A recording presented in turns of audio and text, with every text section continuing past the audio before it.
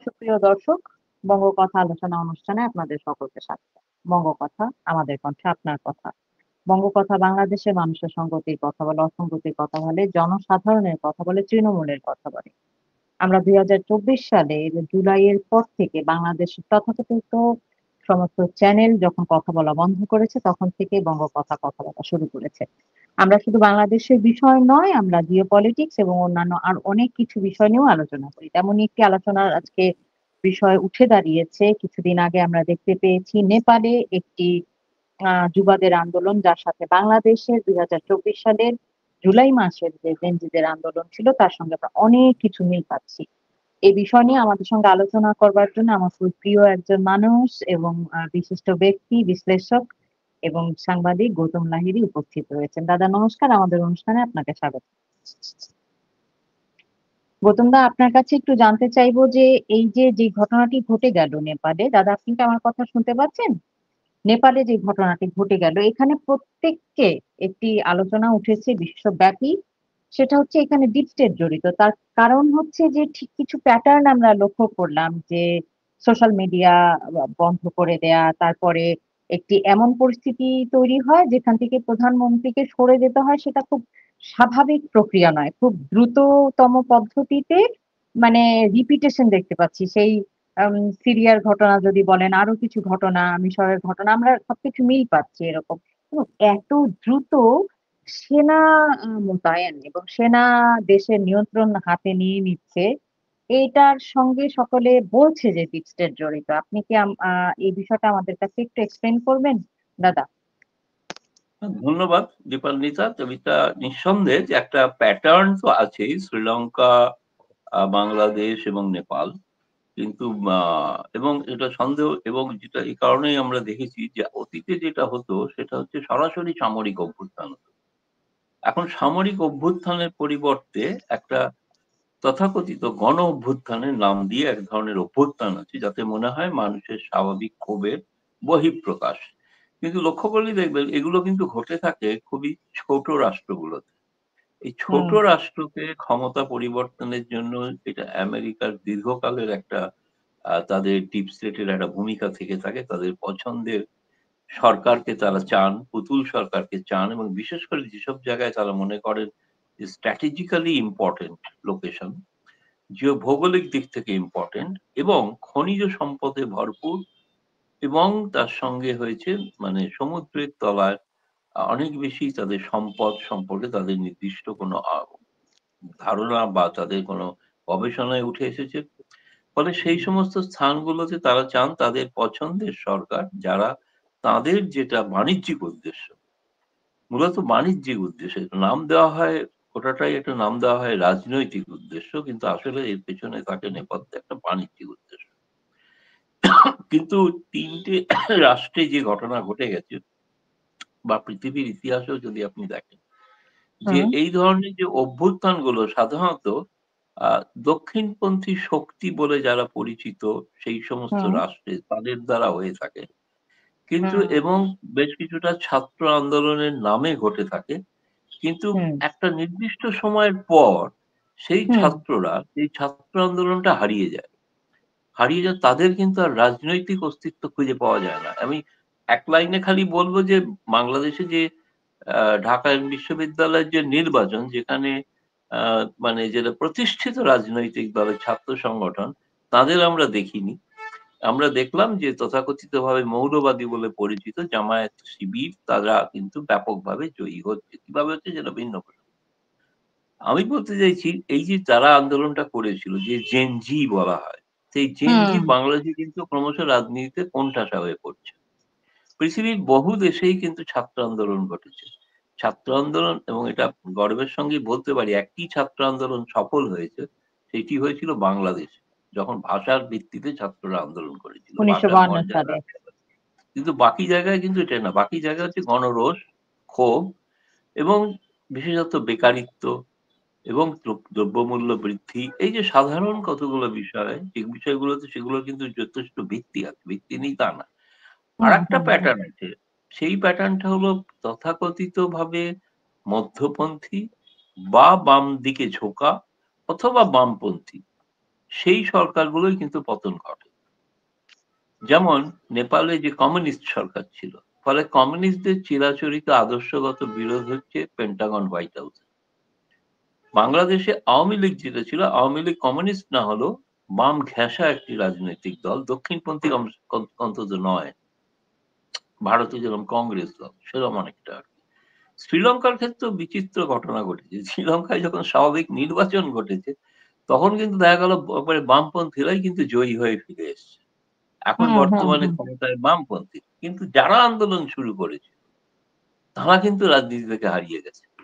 আমার বক্তব্য হচ্ছে এটা একটা মানে সাময়িক একটা ক্ষণিকের উত্তেজনা, ক্ষণিকের হুম উত্তেজনার বহিঃপ্রকাশ, এবং কিন্তু শ্রীলঙ্কায় তো এখনো পর্যন্ত সেনাবাহিনী সেরকম সম্পূর্ণ নিয়ন্ত্রণ নিতে পারেনি। কিন্তু নেপালে বাংলাদেশের মতোই সেনাবাহিনী একটা ভূমিকায় তারা সামনে এগিয়ে এসছে, এবং সেখানে আরেকটি মোহাম্মদ ইউনূসের মতো কোনো একজন কাউকে খোঁজা হচ্ছে, যাকে সেখানে হয়তো সাময়িকভাবে একটি অস্থায়ী কেয়ারটেকার সরকার তৈরি করা হবে। কিন্তু এই যে পরিবর্তনগুলো, ব্যালটের পরিবর্তে আরেকটা জিনিস মানতেই হবে যে নেপালে কিন্তু গণতন্ত্র কখনো স্থায়ী বা বাংলাদেশে ১৫ বছর ১৬ বছরের উপর একটানা একটা গণতান্ত্রিক সরকার অন্তত মানে সেখানে ক্ষমতায় ছিল, তাদের নির্বাচন হুম নিয়ে প্রশ্ন থাকতে পারে, সেটা ভিন্ন কথা।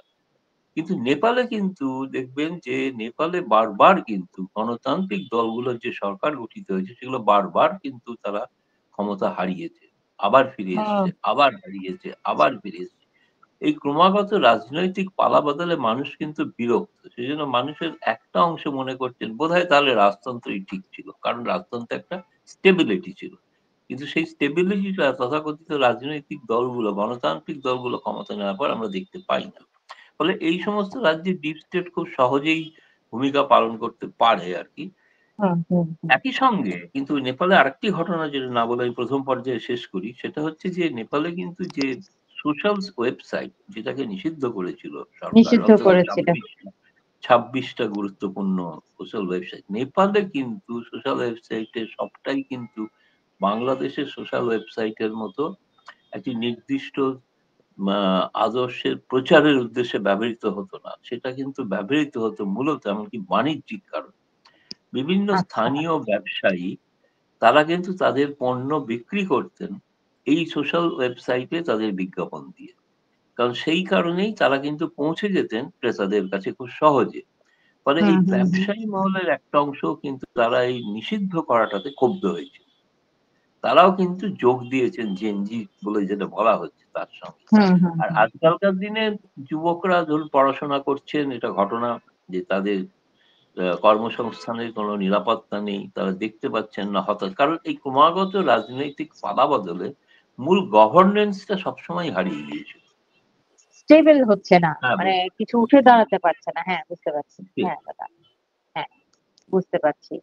এই যে এখন যেটা আলোচনা করা হচ্ছে যে একটা সোশ্যাল মিডিয়া আপনি যেটা বলছিলেন সোশ্যাল মিডিয়া নিষিদ্ধ করার মতন একটা কঠিন সিদ্ধান্ত তারা নিয়েছেন। যেটা আসলে উম আ শুধু রাজনৈতিক নয় বরং নিরাপত্তা কাঠামোর পরিকল্পনার মতন আরকি মনে হয়। এখন কানাঘুষা শোনা যাচ্ছে যে গোয়েন্দা সংস্থা এবং সেনাবাহিনী খুব অ্যাক্টিভ হয়ে উঠেছে। সবচেয়ে বড় কথা হচ্ছে যেটা সকলের চোখে যেই কারণে আসলে সন্দেহজনক মনে হচ্ছে যে যুব আন্দোলন শুরুর কয়েকদিনের মধ্যেই সেনাবাহিনী রাস্তায় নামে। সাধারণত রাজনৈতিক আন্দোলনে পুলিশকে আমরা আগে দেখতে পাই রাস্তায়। কিন্তু নেপালে সেখানে খুব দ্রুত হচ্ছে সেনাবাহিনী আ চলে এসেছে। তাতে মনে হচ্ছে যে সেনাবাহিনী বা সেনারা আগে থেকেই যেন প্রস্তুত ছিল। যেন রাজনৈতিক অস্থিরতার সুযোগ নিয়ে হুম, হুম, তারা এই হুম, হুম। বিষয়টাকে আসলে নিয়ন্ত্রণে নিতে পারে এরকম একটা। এবং সেনাবাহিনীর কিন্তু সেনাবাহিনী আ আ নেপালের সেনাবাহিনীর কিন্তু এরকম পূর্ববর্তী বেশ কিছু আসলে ইতিহাসও রয়েছে। যে কারণে প্রত্যেকে এখন সন্দেহ করেন যে এরকম একটা কোনো বিষয় হতে পারে। নেপাল, চীন ও ভারতের মাঝখানের যে কৌশলগত অবস্থান সেটা নিয়েও অনেকে মনে করছেন যে এখানে ডিপ স্টেট হয়তো জড়িত আছে। এই গোয়েন্দা সংস্থা এবং সেনাবাহিনী অতি দ্রুত নেমে যাওয়ার কারণে। এই যে ডিপ্লোম্যাটিক যেই বিষয়টা এটার উপরে যদি আপনি আমাদেরকে একটু কিছু বলতেন দাদা। না, আমি যেটা বলছিলাম সেটা হচ্ছে এটা ঘটনা নেপালের যে ভৌগোলিক অবস্থান, সেই হ্যাঁ, দাদা। অবস্থানটা হচ্ছে তিব্বতের অনেক কাছে নিকটবর্তী একটা জায়গা। ভারতের সঙ্গেও তার সীমান্ত কিন্তু বাংলাদেশের মতো নয়, অনেক সীমান্তের অনেকটাই কিন্তু উন্মুক্ত বা ওপেন বর্ডার আছে। হুম, ভিসা সংক্রান্ত যে সমস্যাটা বাংলাদেশের ক্ষেত্রে হয়, নেপালের ক্ষেত্রে সেরকম নয়। নেপালে একটা পরিচয়পত্র দেখালেই ভারতীয়রা যেতে পারেন বা ভারতীয়রাও নেপালিরাও আসতে পারেন ভারতে। এবং এই জায়গাটায় নিশ্চিতভাবে যদি এমন কোনো সরকার প্রতিষ্ঠিত হয় যে সরকার ভারতের নিরাপত্তার স্বার্থ বিরোধী কোনো কাজ করবেন বা সেই ধরনের কোনো আদর্শগত দিক থেকে তারা যদি সেরকম হয়ে থাকে, সে বিষয়ে তো চিন্তার আছে। কিন্তু একটা জিনিস ভাবতেই হবে যে চীন কিন্তু ভারতেরও প্রতিযোগী। ভারত চীনের প্রতিযোগিতা কেবল বাণিজ্যিক না, সীমান্তেও আমরা দেখেছি। ফলে এমন একটি সরকার যদি হয় যে সরকারটি আমেরিকার মদদপুষ্ট, সেক্ষেত্রে হুম, কিন্তু যদি চীনকে অনেকটা নিয়ন্ত্রণ করে রাখার মতো একটা বা দিতে পারে এমন একটা যদি সরকার প্রতিষ্ঠিত হয়, তাতে ভারতের হচ্ছে যেটাকে বলেন না বাই ডিফল্ট একটা লাভ, বেনিফিট, বাই ডিফল্ট বেনিফিট, এইটা আর কি। যে অন্তত কমসে কম একটা চীনপন্থী আগে সরকারগুলোকে কিন্তু বলা হতো চীনপন্থী সরকার।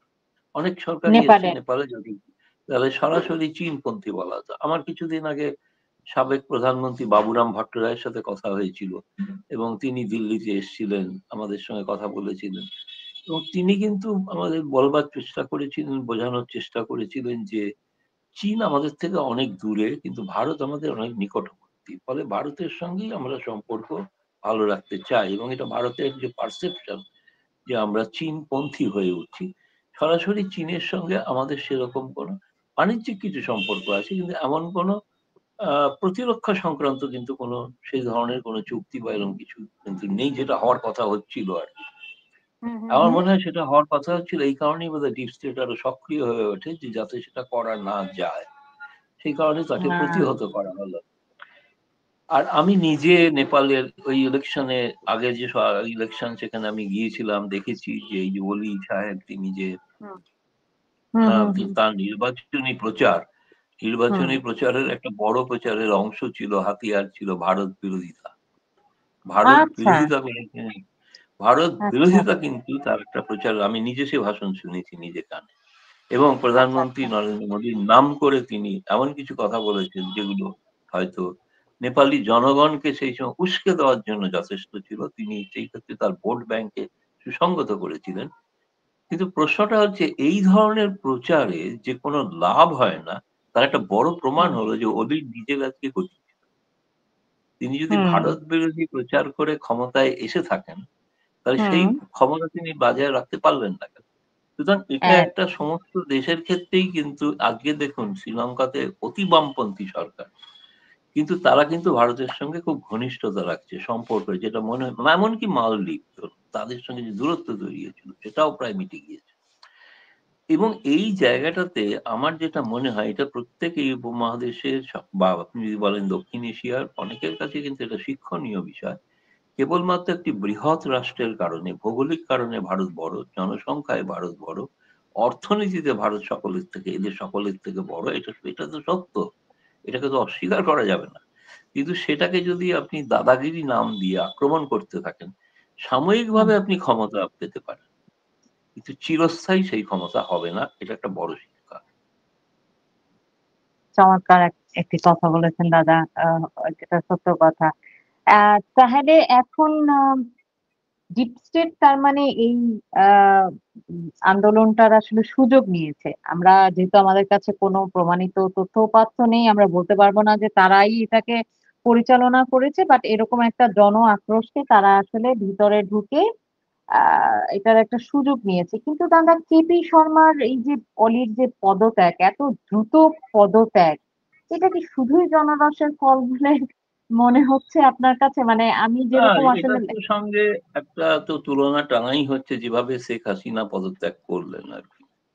শেখ হাসিনা যে পদত্যাগ করলেন এবং সেটা আমি যেটা শুনেছি যে শেখ হাসিনাকে তার ঘনিষ্ঠ কিছু ব্যক্তি, তারা, আমি পরিবারের নয়, ঘনিষ্ঠ কিছু হুম, ব্যক্তি বা প্রশাসক, তারা কিন্তু তাকে বুঝিয়েছিলেন যে আমরা কিন্তু মনে হচ্ছে জনতার সমর্থন হারাচ্ছি এই সময় বোধহয় যদি আপনি পদত্যাগ করে অন্য কারোর হাতে ক্ষমতা তুলে দেন, সেটা হয়তো আপনার ক্ষেত্রে ভালো হবে, আপনার ভাবমূর্তি উজ্জ্বল হতে পারে। হুম, কেউ বলেন যে সেক্ষেত্রে শেখ হাসিনা বলেছেন আরো অপেক্ষা করতে, এবং শেখ হাসিনার পক্ষ থেকে যদি যুক্তি দেওয়া হয় যে সেনা প্রধান তিনি নিষেধ করেছিলেন যে ইস্তফা দেবেন না, আমরা আছি, আমরা দেখব, কিন্তু তিনি শেষ পর্যন্ত দেখেননি। যাই হোক, সেরকমই আপনার ধরুন ৩ থেকে ৫ই আগস্ট এই ঘটনাটা ৭২ ঘন্টার মধ্যেই তো শেখ হাসিনাকে দেশ ছাড়তে হয়েছিল। সেটাও তো অসম্ভব রাইট। মনে হয়েছিল যে রাতারাতি একটা ক্ষমতা পরিবর্তন যে হতে চলেছে বা হচ্ছে। নেপালের ক্ষেত্রেও কিন্তু নেপালেই কিন্তু এই ঘটনাটা যে হওয়ার পরিবেশ একটা তৈরি হয়ে আছে, পরিস্থিতি তৈরি হয়েছে, এটা কিন্তু আমরা ভারতীয় হিসেবে, ভারতীয় সাংবাদিক হিসেবে জানতাম, এবং নেপালের যে সমস্ত নেতারা যারা ভারতে এসছেন এবং তাদের সঙ্গে যখন হুম, আমাদের কথাবার্তা হয়, তারা কিন্তু সকলেই বলেছেন যে নেপাল একটা পরিবর্তনের মুখে দাঁড়িয়ে আছে। এবং তারা কিন্তু তাদের, আমি বলছি, মাওবাদী দলের পক্ষ থেকে যেমন বলা হয়েছে, তেমনি যারা বলির দলের পক্ষ থেকে তাদেরও বলা হয়েছে। অনেকেই তারা বলছিলেন যে মানুষ বিরক্ত হয়ে একটু রাজতন্ত্রের দিকে ঝুঁকতে চাইছে। এবং সেক্ষেত্রে আ এই কারণে দেখবেন যে রাজা জ্ঞানেন্দ্রর তো পক্ষ থেকে, তো রাজবাড়ির পক্ষ থেকে একটা বিবৃতিও এসেছে, যে বিবৃতি, যে আন্দোলনকে সমর্থন করা হয়েছে এবং অভিনন্দন জানানো হয়েছে। এখনো পর্যন্ত আমি আ ডিপ স্টেট যদি বলেন, আমি হোয়াইট হাউসের স্টেটমেন্ট আমি এখনো দেখতে পাইনি বা দেখা হয়নি। আমি জানি না আপনার কাছে যদি এসে থাকে হোয়াইট না হাউস বা পেন্টাগন আসেনি এখন তারা, পর্যন্ত। হ্যাঁ, এটা তাদের নীরবতাটাও রহস্যজনক। কারণ একটা জায়গায় পরিবর্তন হলে যাই কিছু হোক, তারা কিন্তু আমার মনে হয়, যেমন বাংলাদেশের ক্ষেত্রে তারা অত্যন্ত সক্রিয় ছিলেন। তারা বারবার হ্যাঁ, বলতেন আরকি অনেক কিছু। প্রকাশ্যেই ধরুন জাতিসংঘের অ্যা ভদ্রলোক, ভদ্রমহিলা বলতেন যে সেনাবাহিনীকে বারণ করে দিয়েছি গুলি না চালাতে। এখন তিনি কে নির্দেশ দেওয়ার আমি জানি না। তার কথাই বা সেনাবাহিনী কেন শুনছেন তাও জানি উনি না। তো কিন্তু দাদা নেপালের উনি তো ক্ষেত্রে আমরা একদম এখনো সেই ঘটনাটা দেখিনি। এখনো হ্যাঁ, দেখিনি। হ্যাঁ, ফলে আমার মনে হয় নেপালের স্টোরিটা না একটু, মানে এটা স্টোরি ইভলভিং স্টোরি। এটা ঠিক বাংলাদেশ, সেখানে নেপালে কিন্তু ওই ধরনের জামায়াত বলে যাদের বলা হয়, সেই ধরনের একটা মৌলবাদী। শক্তির কিন্তু উপস্থিতি নেই। বরঞ্চ হুম, সেখানে যেটা আছে, সেখানে কিন্তু ভারতের আরএসএস এর কিছু শাখা আছে নেপালে। এখন তাদের আ পক্ষ থেকেও আমরা এখনো কোনো বিবৃতি পাইনি। জানি না আমি তারা কিভাবে দেখছেন। তবে চিন্তিত এটুকু শুনেছি। ভারত সরকারও চিন্তিত। কারণ ভারত সরকারের নেপথ্যে যে শক্তিটা, রাজনৈতিক শক্তিটা আরএসএস। নেপালে যারা কাজ করেন তাদের নাম হচ্ছে এইচএসএস। হিন্দিও এ হিন্দু স্বয়ংসেবক, যেটা আরএসএস এর আচ্ছা, আচ্ছা, বিদেশি সংগঠন। বিভিন্ন বিদেশি দেশেই আছে। সংগঠন। বাংলাদেশেও আছে। আমেরিকাতেও আছে। এখন এই তাদের ভূমিকা কি, তাদের কি মন্তব্য, এটা এখনো পাইনি। এবং আমার যেটা মনে হচ্ছে এখন একটা, আমি আমি সকালে যেটুকু at random বিভিন্ন গণমাধ্যম দেখার চেষ্টা করেছিলাম, তাদের অনেকেরই একটা বলতে চাইছে নেপাল ধীরে, ধীরে স্টেবিলিটি আসছে এবং আচ্ছা, আর বাংলাদেশের মতো অতটা অস্থির হচ্ছে না। স্টেবিলিটি আসছে। কারণ ভারত থেকে কাঠমান্ডু বিমান চালু হয়েছে। হ্যাঁ, কালকে। হ্যাঁ, তো হ্যাঁ, ফলে ভারতীয় বিমান যখন যেতে শুরু করেছে, তখন আমার মনে হয়েছে সেখানে ভারতীয় বিমান কর্তৃপক্ষেরও একটা নিরাপত্তা সম্পর্কে নিশ্চিত হয়ে যারা যাচ্ছেন। যে যাত্রীরা এখানে, নেপালের বহু মানুষ ভারতে আছেন, তাদেরকে একটা সেখানে তাদের নিজ ভূমিতে ফিরিয়ে নিয়ে যাওয়ার জন্য ভারত সরকার প্লেন চালাচ্ছেন, বিমান চালাচ্ছেন। আ নেপাল এয়ারলাইন্স এর খবর আমি এখনো জানি না, বলতে পারব না। কিন্তু সকালেই দেখলাম ভারতীয় বিমান কাঠমান্ডুতে যাচ্ছে। ফলে এটা একটা, আমি বলব, শুভ লক্ষণ যে ক্ষমতা পরিবর্তন তো হয়েই গেছে, চলে গেছে। এখন হুম, নেপাল হুম, আমার মনে হচ্ছে ধীরে, ধীরে নিশ্চয়ই সেনা সমর্থিত কোনো একটি, যেটা নেপালের রাজনীতিতে আগে যেটা আমরা দেখেছি, সেনা সবসময় রাজতন্ত্রের পক্ষে থাকত।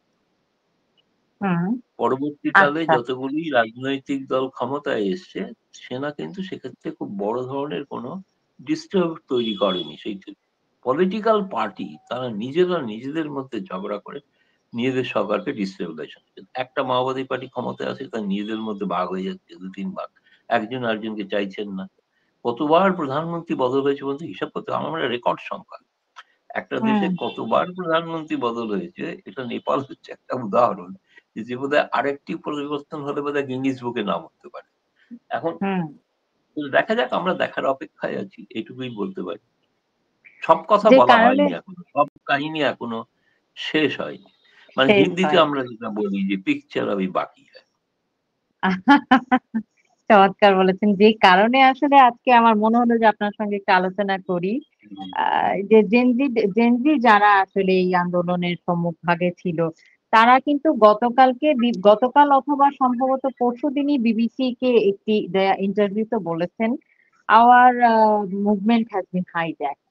যে কারণে হ্যাঁ, আসলে তারা হুম, যে কারণে আমার কাছে মনে হলো যে এটার মধ্যে আসলেই আ হচ্ছে ডিপ স্টেট জড়িত আছে কিনা সেখান থেকেই প্রশ্নটা আসে। তারা কেন বলছেন হাইজ্যাকড?